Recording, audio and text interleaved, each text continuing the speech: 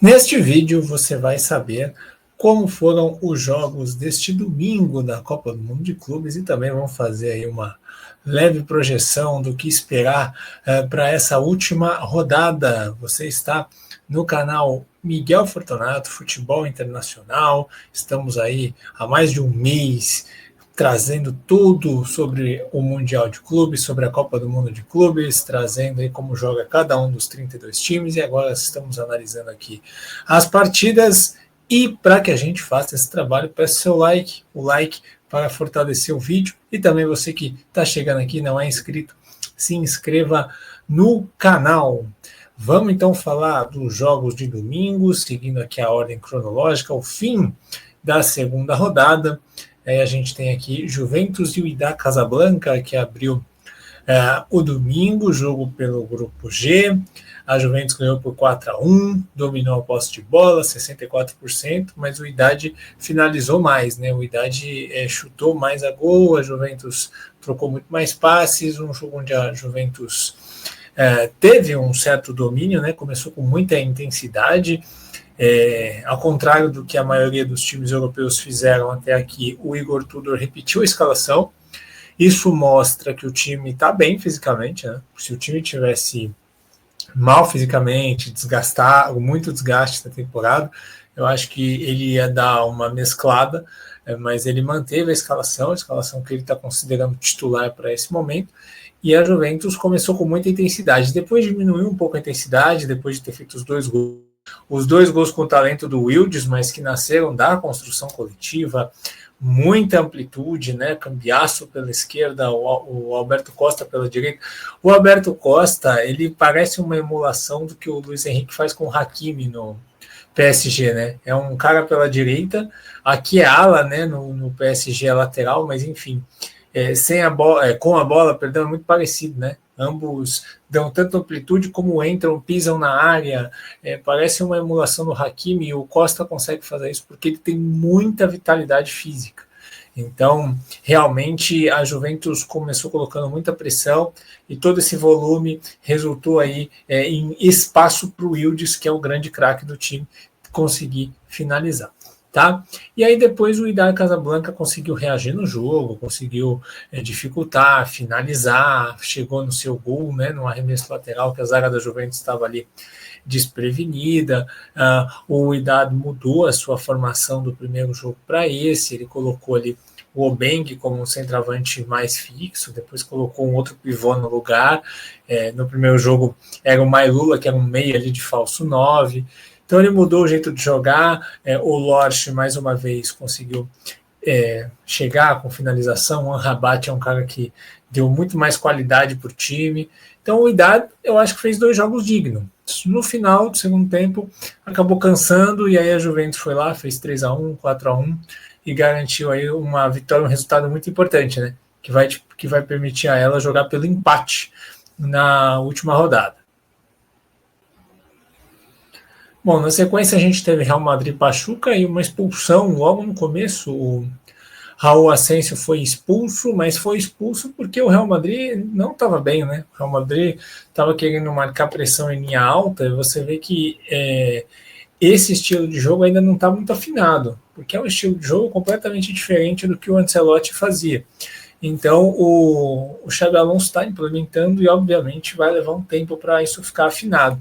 E aí nas esticadas de bola, ali para o Rondon, para os jogadores de ataque, o Raul Asensio fez uma falta ali e foi expulso, e o Real Madrid ficou com 10. A gente olha aqui os números do jogo, né? O Pachuca finalizou muito mais, até por ter um homem a mais, principalmente no segundo tempo, mas o Real Madrid teve mais a bola, mesmo com um jogador a menos. E é interessante isso, porque o Real Madrid conseguiu fazer um grande jogo. Ele só recuou o Tchouaméni na zaga. É muito bom você ter um volante que faz a função de zagueiro com qualidade, né? Isso ajuda muito, porque aí você não precisa ficar mexendo. Ele, no primeiro momento, ele deixou ali o Gonçalo como o cara na frente, e o Vinícius recuou, e depois o Vinícius virou o cara da frente, e aí o time ficou ali com 2 linhas de 4, e o Real Madrid conseguiu jogar, teve aproximação, soube se defender, apesar de que, assim, dependeu do Courtois no primeiro tempo, né? Teve uma jogada lá que o Courtois fez 2 milagres, mas, enfim, o Real Madrid soube jogar, encontrou o gol com o Bellingham no contra-ataque, numa boa jogada ali pelo lado esquerdo, e o time solidariamente conseguiu aí fazer o resultado, né? Também a fragilidade do Pachuca, né? Que não soube jogar com um jogador a mais, que estava exposto, deu espaço ali entre as linhas e acabou com dificuldades para conseguir jogar, apesar da valentia de batalhar. O Pachuca se despede da competição. Eu acho que para o Real Madrid fica aí o alerta, né? Nos confrontos de mata-mata, se ele quiser marcar alto e compactar a linha lá com a linha alta de defesa, com a última linha de defesa alta, ele precisa treinar muito isso, tem que ter segurança, porque contra um adversário um pouco melhor, isso pode ser fatal e prejudicar. E vamos ver se o Asensio volta, né? Porque agora acho que não, né? Agora o Rüdiger já recuperou de lesão, vai ter o Rüdiger de volta para fazer a dupla com o Huijsen, cada um chama de um jeito, né? E aí é uma dupla de zaga muito mais segura, até para você poder subir um pouco a sua linha de marcação. Mas eu acho que o Real Madrid vai ser primeiro, tá? O Real Madrid vai jogar com o Salzburg, o empate classifica o Real Madrid, então eu acho que o time deve até ganhar o jogo, e a tendência, como o Xabi Alonso mesmo disse, que o time vai tendo uma atuação melhor a cada jogo no Mundial. Bom, a gente indo para o terceiro jogo do dia, né? Al Hilal 0, Salzburg 0. Al Hilal chutou 19 vezes, só que o Salzburg chutou mais no gol, foi 6-4. Posse de bola maior do Al Hilal, 58-42. E a gente tem aqui, nesse jogo, um Al Hilal que dominou o primeiro tempo, né? Excelente primeiro tempo do Rubem Neves, sendo ali o meia que conduz, ali o volante que dita o ritmo. O time ocupou o campo de ataque o campo de defesa do adversário, trabalhou muito bem a bola, Renan Lodge dando amplitude de um lado, o Cancelo do outro, o time tentando jogar, mas com dificuldade de penetrar, né? Acho que o Mitrovic faz falta. O Marcos Leonardo é um bom jogador, mas o Mitrovic faz falta, porque o Mitrovic tem uma presença de área maior, né? Até para um jogo de cruzamento, e o Al Hilal pecou ali na hora de finalizar as jogadas no primeiro tempo, mesmo dominando o jogo. No segundo tempo, o Salzburg mexe, e é um time muito jovem, com muita vitalidade. O Gluck não fez um grande jogo, né? Mas ele sai e entra jogadores que também correm bem. Entrou ali o Daguin, que jogou muito bem. Entrou também outros jogadores que conseguiram dar ataque para esse time, capacidade de atacar, de ter velocidade, e o Al Hilal deu uma pregada, né? Eu acho que o Al Hilal deu uma pregada, e aí o banco do Al Hilal ele deixa um pouco a decepcionar. O Marcos Leonardo acaba sendo o titular, você está sem o Caio César, você tem poucas opções ali de banco de reserva, entra jogadores com menos experiência, e o time cai um pouco. Você vê que o Al Hilal está em final de temporada, e os segundos tempos do Al Hilal são muito ruins, tanto contra o Real Madrid contra o Salzburg. Então, esse é um problema, né? O Al Hilal está vivo ainda, ele vai enfrentar o Pachuca, se ele conseguir jogar com a capacidade que tem, fazer o resultado, ele está vivo e vai ter que torcer para o Real Madrid ganhar do Salzburg ou vice-versa. Mas, assim, eu acho que são dois times que estão na briga. Milinkovic-Savic jogou muito bem. É um cara que vai, dá a casquinha, se posiciona, aparece no ataque, pisa na área, volta, ajuda. É um jogador muito bom. Eu vou ficar triste se o Al Hilal não avançar de fase, porque eu acho que é um time que tem investimento e tem qualidade para chegar um pouco mais longe. Acho que vai avançar. Vamos ver como é que vai se desenrolar a última rodada, né? Bom, e o último jogo do dia foi Manchester City e Al Ain. Aqui a gente tem um domínio completo, 6-0 para o City. Faltou um golzinho para o City assumir a liderança do grupo e conseguir ter a vantagem do empate contra a Juve. Afinal de contas, num eventual Real Madrid primeiro lugar do outro grupo, ninguém quer pegar um Real Madrid, né? É muito melhor pegar o Al Hilal ou o Salzburg. E o City foi atrás, 21 chutes no jogo, 11 chutes a gol, 74% de posse de bola, 754 passes dados, um jogo que o Manchester City ganhou com muita ganhou com muita facilidade. O Guardiola rodou muito o elenco, né, trocou quase o time todo, e isso é normal que aconteça, afinal de contas, ele é uma corrida de 7 jogos, como eu sempre digo aqui, então o Manchester City já vem de uma temporada inteira desgastante, ele quer chegar inteiro nos jogos finais, quer chegar até os jogos finais, chegar inteiro lá, e por isso ele troca. Só que o elenco tem muita qualidade, né? O menino que entrou, o Echeverri, é um excelente jogador, muito promissor, fez um golaço de falta. O Gundogan é um cara que ele dá muito volume, pisa muito na área e ajuda na marcação atrás, então é um jogador muito especial, né? Que é muito bom para quando você tem um jogo de controle e posse, porque ele chega, ele infiltra para quebrar a linha de defesa adversária. Isso é muito importante. Acho que o Ait-Nouri é uma excelente notícia para o torcedor do Manchester City, porque é um lateral esquerdo mais agudo, muda um pouco o estilo de jogo, né? O Manchester City está há anos aí com o Guardiola, acostumado a ter ali um zagueiro ali, né? O Ake, depois o Guardiola, ter jogador ali mais defensivo, que até chega no ataque eventualmente, mas não tem aquele DNA ofensivo. O Ait-Nouri muda um pouco esse estilo de jogo, é um lateral esquerdo mais agudo, e aí para isso ele colocou o Akanji na lateral direita, para ficar ali um esquema mais equilibrado, e ele deu pressão pelo lado esquerdo, né? Então é uma grande novidade, e eu quero ver como é que vai ficar o City na hora que o bolo se misturar e ficar pronto, né? Porque a gente está vendo os ingredientes separados até o momento, né?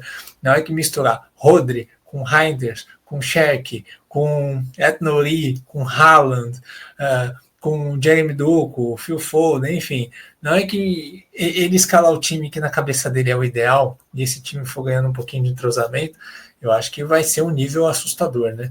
Afinal de contas, o Ait-Nouri traz novidade que o time não tinha antes, o Sherk, ele traz um jeito de jogar que dá um molho para esse jogo posicional, porque ele é um cara que consegue se movimentar, sair muito da posição, ser mais imprevisível, né? Tem o Marmoush também, que é um cara que joga muito bem. Então o Manchester City ele tem um elenco farto, né? Com esses reforços, é um time muito, muito forte, e vamos ver como é que vai ser na última rodada. Vai ter que ganhar da Juventus, e isso é um fator, né? E eu só queria falar também do Rodri, porque eu acho que ele mostrou um pouco mais de ritmo, né? Já estava melhor nos passes, já estava se sentindo mais confortável do que no primeiro jogo. Lembrando que o Rodri ficou muito tempo fora, jogou poucos minutos contra o Bournemouth na penúltima rodada da Premier League, e agora ele jogou um pouquinho lá contra o Idade, agora ele conseguiu jogar com um pouco mais de ritmo. Não sei se ele já começa contra a Juventus, acho que não, mas a tendência é ter um Rodri cada vez mais presente nesse campeonato, né? Até onde o City for. Vamos ver como é que vai ficar esse chaveamento, se vai ter um confrontaço contra o Real Madrid ou se ele vai pegar uma chave onde ele vai ser favorito, sem ter um gigante europeu em pé de igualdade, né? E agora vamos falar um pouquinho da última rodada. Afinal de contas, a gente tem aí, começa hoje a definição, vamos fazer aqui um breve parâmetro, né? Bom, agora vamos fazer uma leve projeção aí da última rodada, o que a gente pode esperar, né? A gente tem 5 grupos liderados por sul-americanos, né? O que é realmente uma notícia incrível. Os 4 brasileiros estão liderando os seus grupos. Claro que, por exemplo, o River Plate está liderando por pouco, né? Por um gol de saldo, o Fluminense também. Mas estão liderando. Isso é uma ótima notícia, né? Vamos ver como é que isso vai se desenhar para a última rodada. O único time brasileiro que já está classificado é o Flamengo. Os outros dependem só de si, mas tem que jogar, tem que fazer o resultado, né? E vamos ver quantos deles vão avançar, né? O Boca é o sul-americano com mais dificuldade. Então, olhando para o grupo A, a gente tem Palmeiras e Miami empatando, se classificam. Se houver um vencedor, o perdedor vai ter que ficar de olho no outro jogo, né? Porto e Al-Ahly deve ser um uma batalha caótica. Afinal de contas, para ter chance de classificar, eles têm que ganhar por 2 gols de diferença, a grosso modo. Então, os dois times vão ter que se lançar a batalha pela vitória. Se um deles conseguir o 2-0, vai ter que torcer para que haja um vencedor em Palmeiras e Miami. Né? Aqui eu não vou falar quem eu acho que passa. Tô tentando, vamos mais entender a situação, o contexto, do que dar palpite. Porque palpite palpite é uma coisa mais rasa, né? É mais a tendência, o que a gente pode esperar de contexto, né? No grupo B, o Paris Saint-Germain é um time que deve se classificar, deve ganhar do Seattle e garantir a sua vaga. Não sabe se em primeiro e segundo, vai depender do que acontecer em Botafogo e Atlético de Madrid. Vitória ou empate garante o Botafogo na primeira colocação. Se o Botafogo perder do Atlético de Madrid por 1 ou 2 gols e o PSG ganhar do Seattle, o Botafogo vai ser segundo colocado do grupo. E se o Atlético de Madrid conseguir ganhar de 3 gols de diferença, o Botafogo será eliminado e avança o Atlético de Madrid. Se for 3-0, o Atlético de Madrid vai em segundo. O Atlético de Madrid, para ser primeiro, teria que ser uma vitória, uma goleada muito elástica, né? Mas é um grupo que ainda está aberto. Vamos ver o que cada time vai conseguir fazer. Tem 3 times na briga. O Seattle tem uma chance matemática, mas envolveria um milagre, né? Teria que torcer para o Botafogo ganhar e ganhar do PSG de 4-5-0.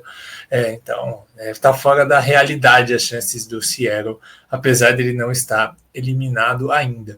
No grupo C, o Bayern já está classificado, vai enfrentar o Benfica.